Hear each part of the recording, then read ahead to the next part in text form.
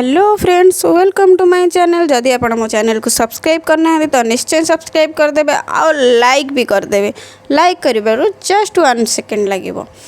तो मु सकाल सकाळू दही पखाड़ बन खाई जोटा कि ओडिया मानकर बहुत प्रिय खाद्य आ बहुत ही टेस्टी। आ पखाड़ खाइबा माने निदटा भी सांघातिक हम।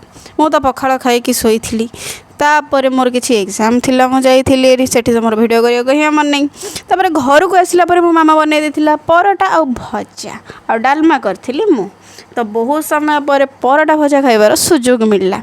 जा हो एते सिंपल खाइबा खाई के टिके गोटे खुशी आओ। तापर आंटी देथिले एठी गोटे मकार पकोड़ा टाइप्स कॉर्न पकोड़ा चाउलर पकोड़ी किसी थिला। तापर मिठा ये जो सब मिठा देखुं आसला कौड़ू यहाँ तो आंटी देते ठीक अच्छे खाईदेली। तापर से सब मिठा कौड़ू आसला तो घर को आसते मामू आसनी बहुत सारा जिनस। तो बहुत सारा जिनस आमर कौन मतलब मोर तो किसी मतलब ही नहीं। तो मोर थिला ये मिठा देखिकी पूरा माने मते बहुत ही टेस्टी।